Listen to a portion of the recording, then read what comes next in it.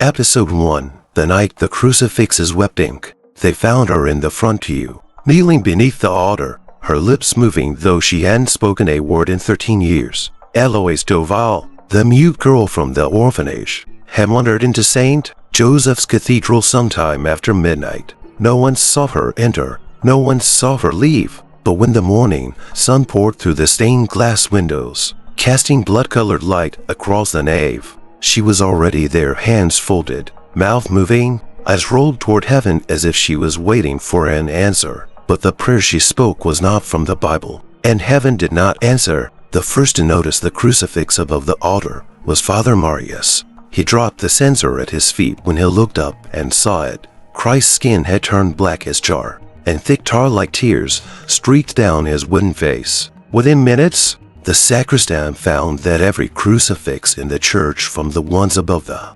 confessional to the rosaries hanging around the statues, had turned pitch black. And then Eloise stood. She looked at the gathered priests and whispered one word that none of them should have ever heard from her lips. Amen. The room frowned. She smiled, a slow, knowing grin that didn't belong on a girl raised in silence and sermons. Her voice, soft but sharp, echoed in the stone chamber, like a thread unraveling reality. Father Marius, trembling, took a step back. Who taught you that prayer? He asked. Eloise tilted her head. It wasn't taught. It was remembered. By whom? By him. She pointed toward the crucifix. Before they nailed him for the first time. That night, every crucifix in the town turned black. Homes, schools, even the rosary beads in old Widow Bastil's hands, all of them tarnished in the same creeping black. People lit candles, rang bells, called in distant bishops. No one had answers, but every time someone tried to recite the Lord's Prayer, their voices cracked on "Thy will be done." By midnight, 2 children had gone missing. By dawn, a nun's eyes were bleeding, and Eloise, now speaking in full sentences, kept praying. But it wasn't Latin, it wasn't French, it wasn't a verse. They kept her in the rectory under lock and key, but the locks melted, and in the candlelit dark, she sang the prayer again, the one no one recognized. But everyone feared. Father Marius wrote in his journal that night, there are prayers that bring light, there are prayers that beg for mercy, and there are prayers that should never be spoken out loud. This girl has found the last kind. The next morning, the statue of the Virgin in the garden was crying black, and Eloise whispered, now it begins. Episode 2. They said it was a miracle. It wasn't. At first, they called it divine. Some said the black crucifixes were a message from heaven, a sign of mourning, perhaps a prophecy fulfilled. Others said it was the mark of a coming revival, that the girl's voice, so suddenly returned, was a gift. They called Eloise a vessel, a chosen one, a child of revelation. But miracles don't speak in tongues no priest can name, and miracles don't laugh when the holy water starts to boil. By the third day, the town smelled of wax and something older, something metallic, like rusted bells or ancient blood. The blackness on the crucifixes didn't stay confined to wood and metal. It began to spread, like mold beneath wallpaper, creeping over walls, into hymnals, beneath the skin of the marble saints. Eloise stopped speaking English entirely. Instead, she wrote on the walls of her room in ash and candle-soot spirals, symbols, backward psalms that looped into one another like a snake swallowing its tail. The priest sent for an exorcist, but the Vatican never replied. On the 4th night, Father Marius collapsed during Vespers. He had been standing at the pulpit, reading from Matthew, when he suddenly dropped the Bible and grabbed his stomach, screaming. His skin flushed red, then purple, then blistered like parchment over flame. Witnesses swore he was burning from the inside, but no fire touched his robes. He was carried to the infirmary. That night, delirious with fever, he whispered something again and again. She prayed from the wrong side of the veil. Meanwhile, Eloise sat quietly in her darkened room, drawing circles on the floor with ash from burnt pages of a children's Bible. When asked why she burned it, she simply said, it didn't match the one I remember. She smiled. The one he read to me before they tore his wings off. That's when they started locking the chapel. Candles would flicker without wind. Choir boys reported waking up with crosses scratched into their backs. One nun said she heard someone knocking from the inside of the tabernacle. No one opened it. On the 5th day, the townspeople gathered for mass, desperate for answers, desperate for something holy to break the thick, suffocating fear in the air. But when the bell rang to call them inside, no one pulled the rope. The sound came from nowhere, and the rope was hanging by a noose. Inside, the crucifix had fallen from the altar. It was split clean down the middle, and in its place stood Eloise. She was barefoot, smiling, holding a piece of parchment in her soot-covered hands, a prayer. They said, so old it predated Genesis, and when she spoke it out loud, the candles cried blood. Episode 3. The priest burned his own Bible. Father Marius hadn't left his quarters in 3 days. The skin on his arms had turned a sickly gray, veined with purple lines like something ancient was mapping its way beneath him. His voice was hoarse from chanting, but no one could understand the language. Not Latin, not Greek, not anything in the seminary books he once cherished. He kept one candle lit beside his bed, not for comfort, but to remind himself what light looked like, because ever since he heard her speak the second time, he'd been dreaming in black. On the 7th day, he emerged barefoot from the rectory, barefoot and shaking, carrying his leather-bound Bible, the one his mother gave him before he first took his vows. He walked into the chapel with ash on his forehead and blood on his fingertips. The congregation watched in stunned silence as he approached the altar, kissed the crucifix still blackened, still weeping, and said, "This book is no longer holy." He tore the first page, then the second. By the third, the pages were catching fire before they left his hands. No one moved, not even the bishop who had just arrived from Avignon. Face pale, lips biting raw. They said later that Father Marius' voice sounded possessed, but not in the way you'd expect, not by rage, or evil, or madness, but by a grief that didn't belong to him. "I saw him," he cried as flames devoured the word. Not hanging, but kneeling, not crowned, but begging, and the voice it prayed to turned away. The fire didn't spread beyond the pulpit. No smoke touched the rafters. No heat reached the pews. But the flame that consumed the Bible, it wasn't natural. It burned cold. The next morning, the church library was found ransacked. Dozens of Bibles, torn and scattered. Every page that contained the word mercy was missing. Just that word. And Eloise, she was seen walking barefoot around the courtyard at dawn, humming a lullaby no one had heard before. Birds followed her from rooftop to rooftop, but they didn't sing. They just stared, silent. That night, she told Sister Agnes something in a whisper. He didn't want to die for us. That was never the plan. The prayer changed him. Sister Agnes, trembling, asked what prayer she meant. Eloise touched her heart and said, "The one I remembered before I was born." The bishop tried to have her removed that night. He issued the order, called for a car, sealed the chapel, burned incense in every hallway, but he never made it to the front gate. They found him slumped against the statue of Saint Michael, his mouth filled with black feathers and his eyes wide open, staring at something no one else could see. And in his clenched hand, a single page from a scorched Bible, smeared with ink, and a sentence written over the text in blood. "You prayed too late." Episode 4. The girl who was never baptized. The sisters thought it was a clerical error. Eloise Duval's baptism certificate was missing from the cathedral archive. No record in the diocese, no name in the registry, not even a faded date or scribbled annotation in the orphanage dusty ledger. It was as if she'd been born into the church, but never touched the water. She was baptized, Sister Agnes insisted, flipping through brittle pages. "I remember her in the white dress, the oil on her forehead. I remember, but memories lie. Or worse, they get rewritten." When confronted, Eloise didn't flinch. She simply looked up from the chapel floor, where she had been drawing another ash spiral, and said, "Water won't work on me. He marked me before it ever touched my skin." Father Jules, a younger priest sent in from Lyon, scoffed at her words. He called her dangerous, called her cursed. He declared that if she was truly unbaptized, she must be cleansed before the rot in her spirit spread to the others. "I will do what your own priest was too afraid to do,"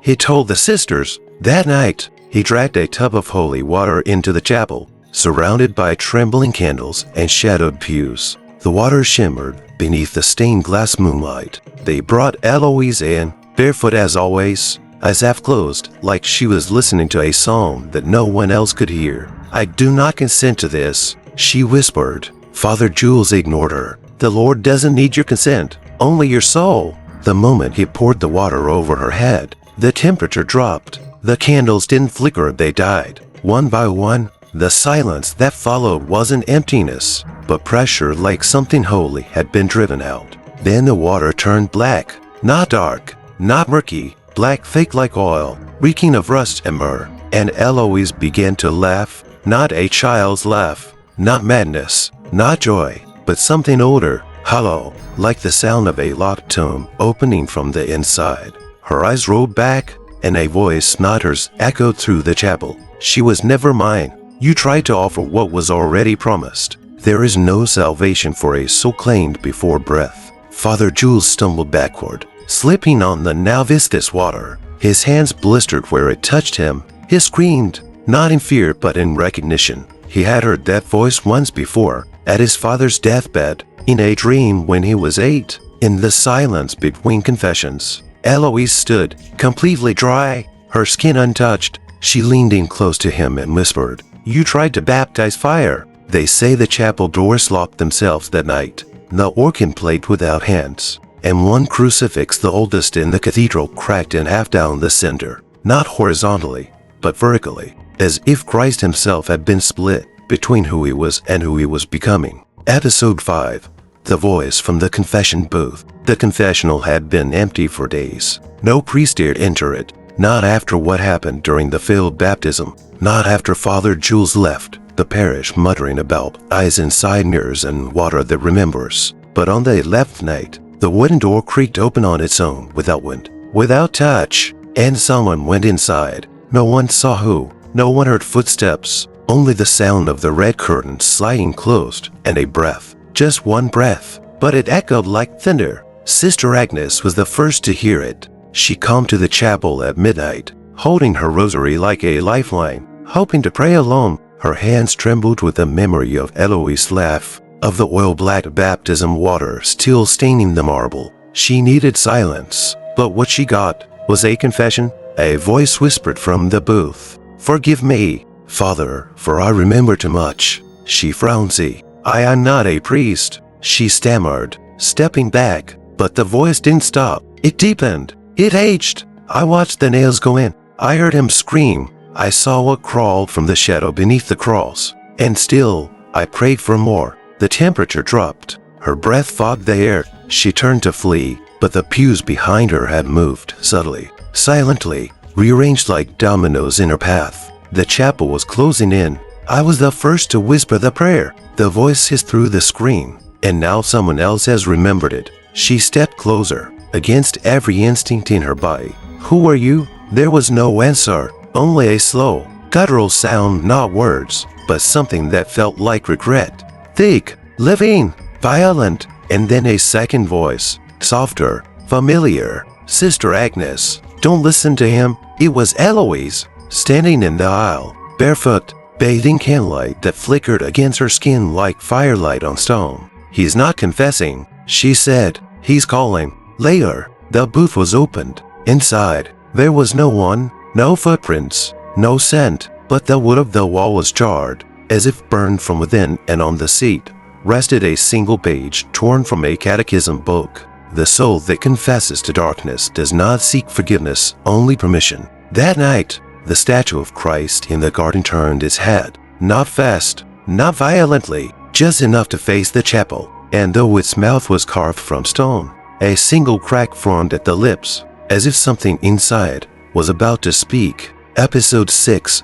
The candle that never goes out. It began with a flicker so small, Sister Margot thought it was a trick of her aging eyes, but when she returned hours later, the candle still burned. Same flame, same shape, unmoving, like it had been frowning mid-flicker. The wax, however, never dripped. It stayed perfectly smooth, cold to the touch. By morning, people were calling it the eternal flame. They thought it was holy, but then came the shadows, and they didn't move like shadows should. The candle Saturday alone in the chapel's side altar tucked in a brass holder beneath the statue of Saint Cecilia. No one remembered lighting it. No matches were found. No wick was burned, but it glowed, not golden, not soft. It burned with lightless fire, a flame that illuminated nothing. You could stare into it for minutes and feel like your thoughts were unraveling. Some said it whispered, some said it listened. Father Marius refused to go near it.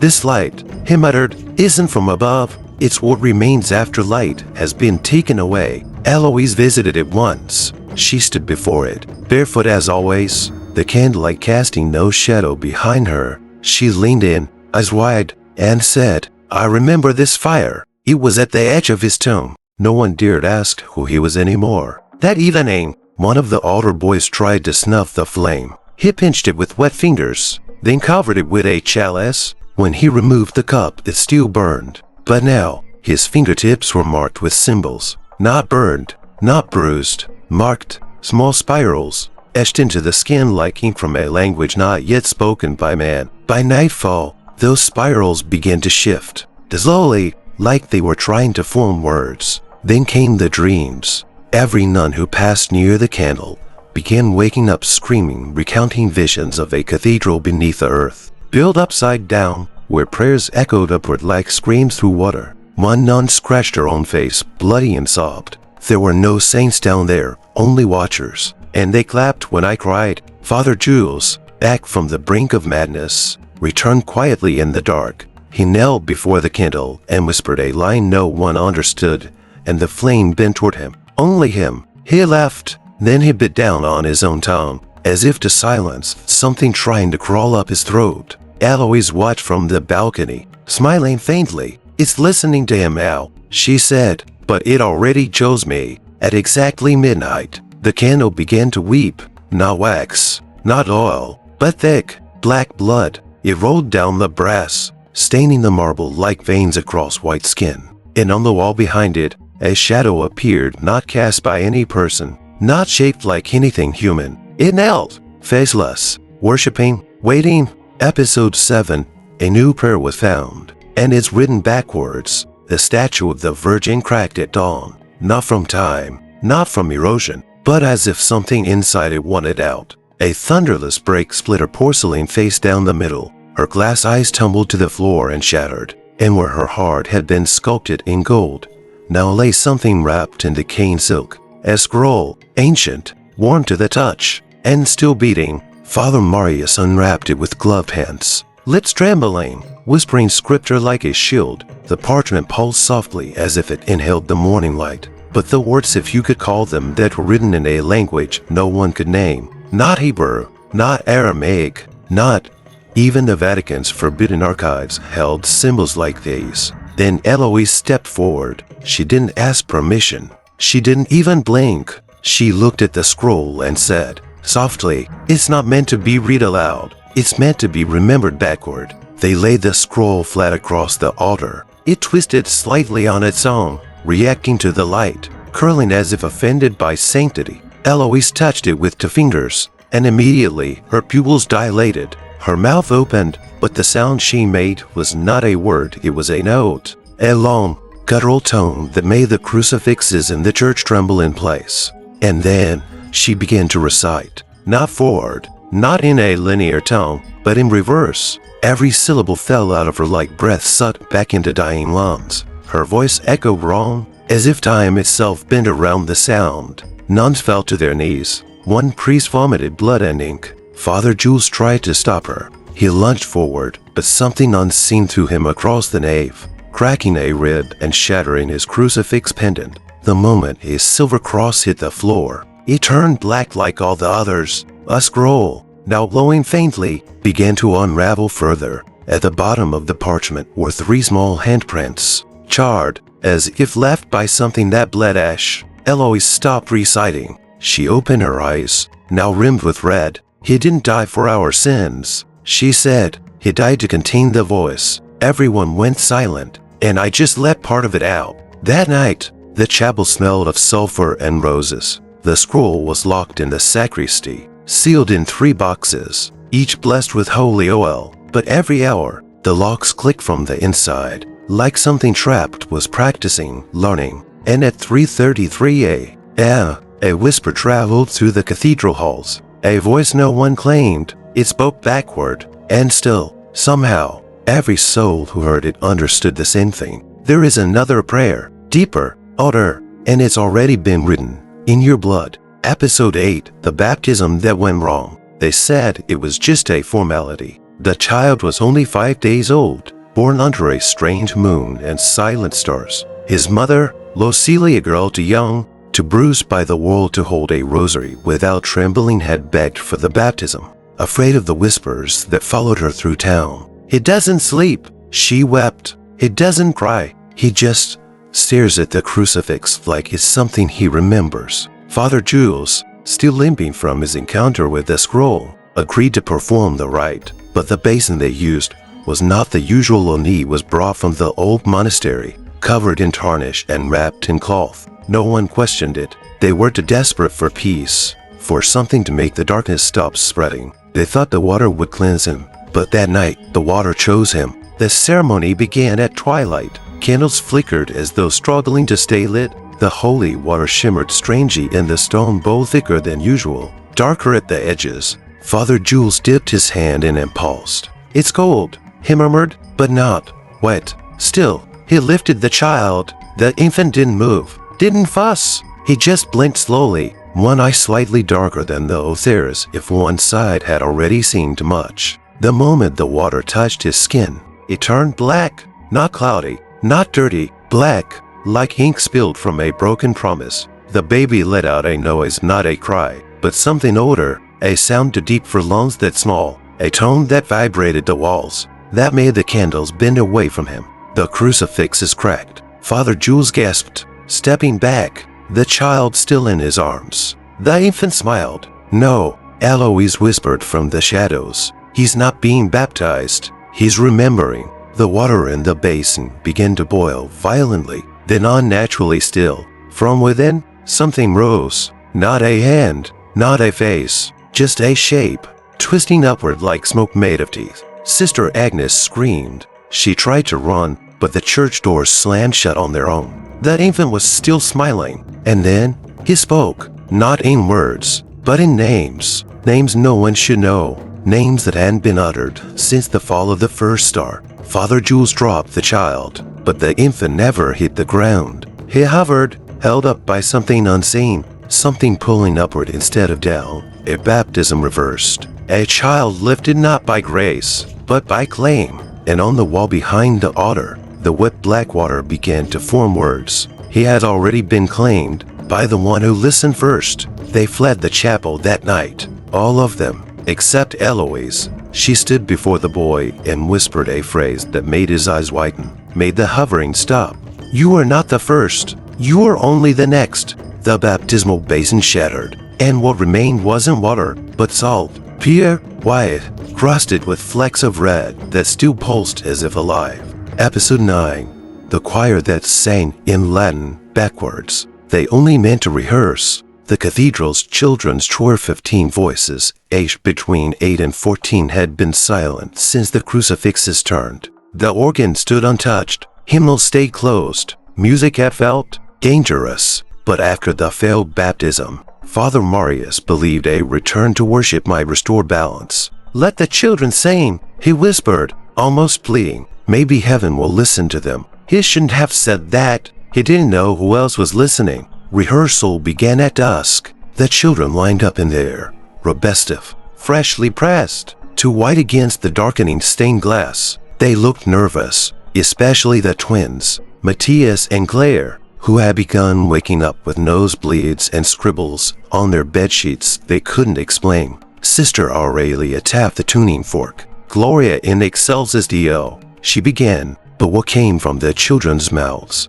was not the Gloria, not Latin as they had learned it, not even a melody, just sound, unified, alien, perfect. Words poured from them like a flood through a broken seal, and though they spoke as one, not a single child could later recall opening their mouths. Sister Aurelia stumbled backward, rosary clutched to her chest, her lips trembling as she recognized the kings. It was Latin, yes, but reversed, not phonetically, not by mistake, but deliberately, fluently. a perfect, inverted hymn. The air in the cathedral thickened, time slowed, and then the organ began to play. No one Saturday at its keys, no one pressed the pedals, yet it groaned with a natural harmony, its pipes releasing notes that seemed to pull instead of push, like the sound was trying to take something from the listener. A child in the front row, Lucia, began to weep, not tears, blood, and still she sang, eyes rolled back, hands clenched at her sides,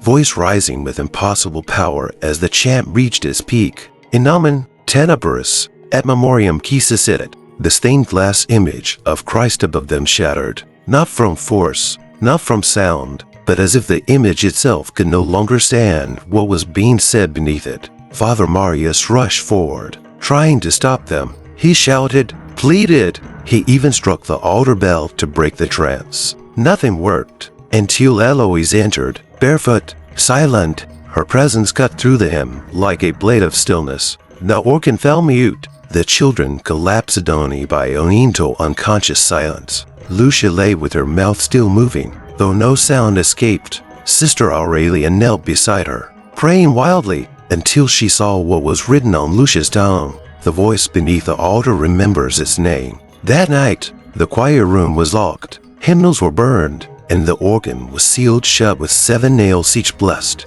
each soaked in the last clean holy water the parish still had. But at 3:33 a.m., the locked organ played itself, just one note, deep, lingering, and beneath. Episode 10, The Crucified Woman. They found her at dawn, nailed to a wooden cross outside the abandoned chapel, at the edge of St. Bertrand, not hung on the wall, raised, like a mockery of Calvary, her arms stretched wide, her feet crossed. But it wasn't the wounds that silenced the search party. It was the expression on her face. She was smiling. No one recognized her. She wore no shoes, no hood, only a tattered white shift soaked in dry blood and ink. Her arms were carved with spirals, the same markings found on the choir children's bedsheets, and in her left hand, impaled by the same iron spike pinning her to the cross, she held a note. Forgive me, I pray it too. Father Marius collapsed when he saw her, not out of horror,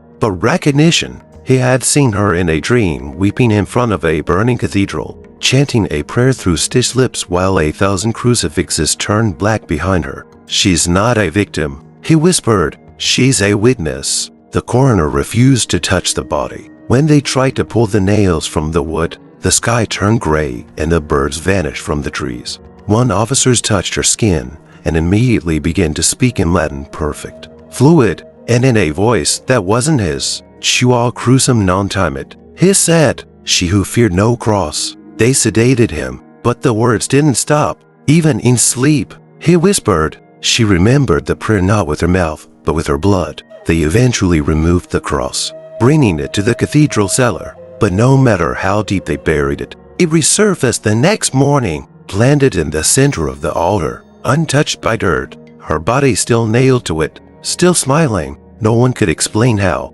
The bishop from Marseille arrived that evening. He entered the chapel alone, reciting rites under his breath. He exited 10 minutes later, trembling, jaw clenched. She's not dead, he said. She's in between. Between what? Someone asked. He didn't answer, but he dropped the communion chalice he had brought with him, and inside it, the wine had turned black. That night, Eloise visited the body. She stood before the crucified woman, placed her fingers against her foot, and closed her eyes. She was the first to regret the prayer. Eloise whispered, "That's why she lived." Then she leaned in, lips close to the dead woman's ear, and asked, "Did it tell you how it ends?" The woman's eyes opened, just for a second, and from her mouth came a voice deeper than death, colder than faith. "No, he only told me who dies next." At midnight, the church bell rang. No one had pulled the rope, and yet every crucifix in the cathedral turned to face the altar,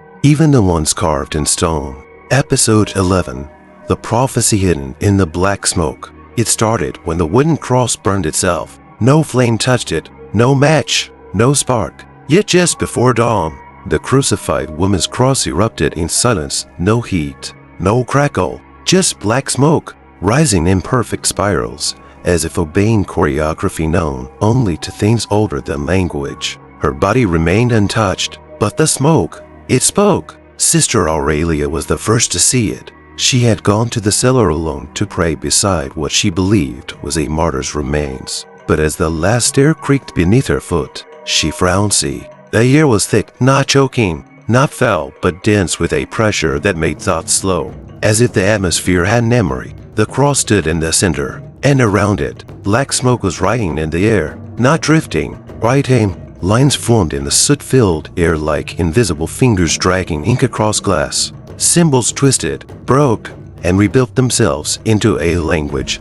no one had spoken in centuries, a language the church erased from its own memory. Aurelia dropped to her knees, not from awe, but from a sudden knowing. The words weren't just prophecy, they were naming. One will rise from blood not blessed, one will fall before he kneels, one will burn and not die, and one will remember what heaven forgot. As the final phrase formed, the smoke spun violently, forming a face for only a second. Not God, not the devil, but something caught in between. Aurelia ran. By noon, the walls of the cathedral began to sweat ash. Not soot, not dust, ash soft, dark, and falling like snow. It coated the pews, the altar, the hymnals. One child touched it and whispered a name his parents swore he'd never heard before. Mal. When asked who that was, the boy only said, the one with no wings, but all the memory. Father Marius finally broke. He wandered through the cathedral barefoot, robes open, muttering lines from the book of Ezekiel with ink bleeding from his eyes. The wheels are turning, he cried, but the eyes are not on them anymore. He turned to Eloise, trembling. You knew, he said. You knew this wasn't prophecy. This is repetition. Eloise simply nodded. There's no such thing as a new revelation, she said, only forgotten ones that come back with teeth. At midnight, the black smoke gathered once more, this time above the altar. No wind, no fire. It hovered there like a crown, and beneath it, etched into the marble by unseen hands, were 7 words. The prayer Washington asked not for us to speak. Episode 12. The day heaven didn't listen. It was the first Sunday with no sound, no bells, no birds, not even the wind through the cemetery trees. The world felt paused, like someone had pressed their finger on a wound and held it there not to heal, but to remind. That morning, the congregation gathered, more out of fear than faith. No one wore white anymore. The crucifixes had long since turned black, the altar now shadowed by the smoke crown that refused to disperse. They came because they had nowhere else to go, and because they needed, more than anything, to believe heaven was still listening. Father Marius stepped to the pulpit. His voice, once strong, cracked like burnt paper. He tried to speak the usual invocation in the name of the Father, but his tongue stiffened. The words turned bitter in his mouth. He fell silent. Instead, he raised his eyes to the ceiling. Speak to us, he whispered. Please, even in silence, even in fire. Just don't leave us here alone. No answer. The candles didn't flicker. The walls didn't echo. They tried music. The remaining children gathered near the organ, unsure. Their voices then, the first note was shaky, the second weaker. By the third, the sound simply disappeared, swallowed by something unseen. Not silence, something deeper than silence. A void so pure that even the memory of music began to fade. Then they tried confession. A line formed near the last unburned booth. People knelt, mouths moving, begging forgiveness, begging understanding, begging for anything. But every time they opened the door to leave, the same thing awaited them on the floor. A slip of paper, blank, except for one line. Your prayer has not been received. That night, the stars didn't come out. Not one. The sky looked the same but empty, as though the constellations had turned away, ashamed to watch what was unfolding below. A young woman screamed when she looked through a telescope. She swore she saw a face, not in the sky, but in the dark between stars, watching, mouth open, not speaking, just listening too intently. Eloise did not attend Mass. She stood outside in the garden, barefoot in the ash-covered grass, eyes turned upward. When Sister Aurelia asked her why she didn't come in, she replied, because he isn't in there anymore. Oh, the nun asked. God. Eloise shook her head slowly. No, the other one who used to listen, the one beneath the altar. the one who remembers what God forgot. At exactly 3:33 a.m., every bell tower in the city rang simultaneously, but the sound was wrong. Not bronze, not steel, glass, breaking slowly, and above the chapel, in the smoke realm that still pulsed like a breathing halo, words began to form again, but this time, they didn't appear in Latin or scripture. They appeared in prayer. The exact one Eloise had whispered the night the crucifixes first turned black, backwards, and beneath it, heaven is not absent. It is sealed. Episode 13, the room that turned into a mouth. They used to call it the prayer room, a small chamber behind the sacristy, no bigger than a confessional, lined with red velvet and worn wooden panels. Generations of nuns had come here in secret to cry, to whisper, to feel close to something divine in the silence. But after the 12th night, after heaven had gone quiet, no one entered it anymore, except for one boy, 16 years old, Matthew, too young to understand, too old not to wonder. He went in at 4 a.m., clutching his rosary like a lifeline, whispering the old prayers even though they no longer worked. At 4:07 a.m., he screamed. They say the walls echoed for 30 seconds. Then nothing. When the door was opened, Matthew was gone. No blood, no footprints, no sign of struggle, just the smell of incense and salt, and a slow, wet breathing sound like the room itself had exhaled. Father Marius was the first to call it what it had become. That room isn't a room anymore, he said. It's a mouth. They laughed at first, until they saw the panels on the wall had shifted, slightly curved inward, as if pulling. The ceiling's arch no longer met in the center. The velvet had darkened and puckered like taste buds, and the floor was warm, like flesh. They locked the room, but the door began to breathe in and out, expanding softly, almost gently, as if dreaming. 3 days passed, then a nun disappeared, then a vagrant who slept close to the chapel wall, then a cat, always the same pattern. No sound, no break-in, no blood, just a sigh in the air and a slow, low moan from within the wood. Eloise Saturday outside the door on the 7th night, eyes closed, hands resting on her knees. When asked why, she said, "Because it's trying to speak to us," Sister Aurelia asked. Eloise shook her head. "No, to him, the one who wrote the prayer. It's remembering how to speak before language was born." That night, they heard it, not just the breathing, not just the moaning, a word, spoken not from the door, but through it. Return, a single word, but it didn't sound human. It sounded like it came from below, miles below, dragged up from a throat that hadn't spoken since the first altar bled. Father Marius opened the door. Inside was not the prayer room. It was something else. No walls, no corners, just flesh pulsating, faint, alive, and in the center, something rising from the floor like a swollen tongue. A book, bound in skin, locked with nails, and breathing. Marius reached for it. The room shivered. He turned to Eloise. "What is it?" he whispered. She smiled. "It's not a book. It's the first mouth, the one that taught the others to pray." And behind them, the door slammed shut. The breathing stopped, and the room began to chew. Episode 14, the Virgin who knew too much. She stood before the altar, barefoot and calm, while the others knelt in fear. Eloise didn't pray. She never had. Not to heaven, not to what was left of it. Instead, she placed one hand gently on her stomach and smiled. It wasn't the smile of a child. It wasn't the smile of innocence. It was the quiet smile of someone who had already heard the ending. They noticed it first in the way she stopped eating, then how she stopped sleeping. Yet her body never weakened. Her skin glowed faintly, not with warmth, but with knowing. Father Jules, broken and trembling,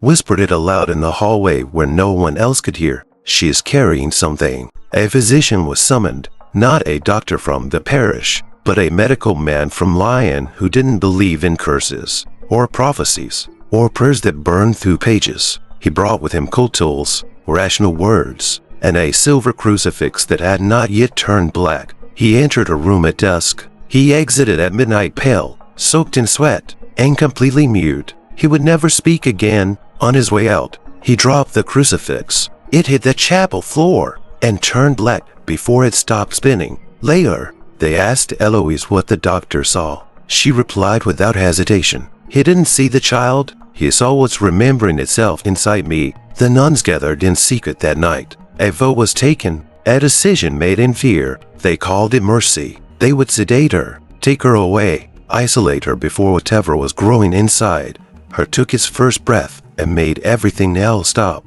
But when they entered her room with the needle and the ropes, they found her standing at the window, singing softly a lullaby in a language that made the candlelight turn gray. The youngest sister reached out to grab her, just touched her wrist, and collapsed, eyes rolled back, mouth foaming, whispering a single phrase over and over through cracked lips. He's not coming from her. He's coming back through her. They left the room in silence. Father Marius went to her last, alone. He didn't beg. He didn't condemn. He only asked one question. Is it human? Eloise turned to him slowly. Her pupils were nearly gone now, replaced by a deep, bruised gold, a color not found in sunlight, but in old fire and forgotten blood. She answered. He was before the crucifixion, but the prayer changed him. That night, Eloise lay down on the chapel floor. The bells rang by themselves. The walls pulsed like lungs, and above her, in the rafters, the smoke crown began to drip, slow drops of ink falling onto her stomach.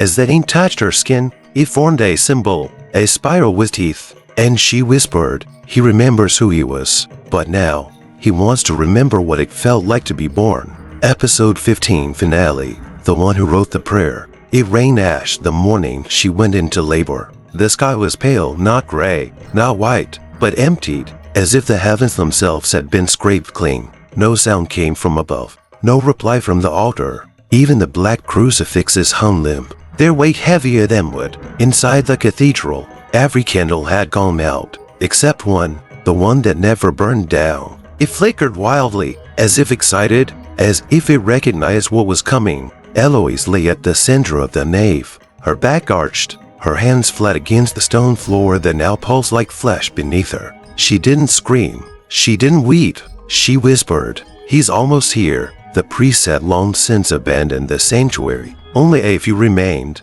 Sister Aurelia, shaking, Father Marius, silent and kneeling, and the last child choir member, Claire, who stood barefoot near the altar, her mouth open in silent song. Smoke seeped in through the stained glass fractures, forming spirals in the air above Eloise's body. And, the floor cracked, not like stone, like bone. Beneath her, the marble split open, revealing not earth, but parchment. An ancient, skin-bound scroll rolled open slowly, revealing the full prayer, not the fragments, not the whispers, the whole thing. And it glowed with memory, lines twisted backward and forward at once, weaving symbols that pulsed as if they were breathing. And at the bottom, written in a blood that shimmered faintly blue, was a name, not of God, not of devil, a name no one had spoken since before the first crucifix was carved. Yovsh. Eloise laughed then, at a soft, childlike laugh that turned into something older. She rose to her knees, covered in ash and ink and something not of this world,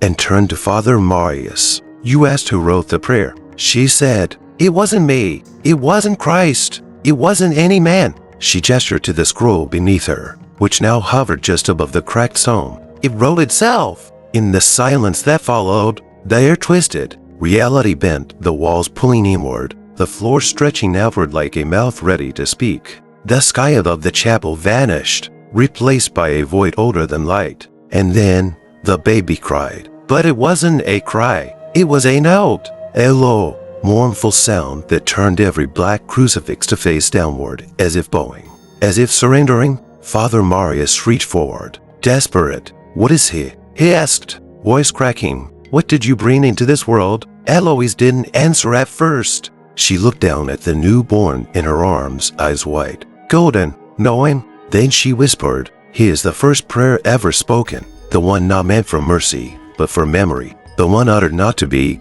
heard, but to be answered. Behind her, the altar split in two, and rising from beneath it was not flame, nor stone, nor angel, but a man, no, a figure, faceless, endless, clothed in pages, eyes made of mirrors, and in his chest, a crucifix carved backward. He looked down at the child, he nodded, and for the first time since the sky had gone silent, the chapel echoed. not with bells, but with applause. In the final hour of the final night, the smoke crown disintegrated. The candles never lit again. The holy water turned to salt, and the scroll, the prayer, vanished. Only Eloise remained, cradling her child, rocking gently, humming a lullaby in a language that burned the ears of those who heard it, a hymn that heaven had buried, a prayer that was never meant to be remembered. But now, it has returned, and it is listening.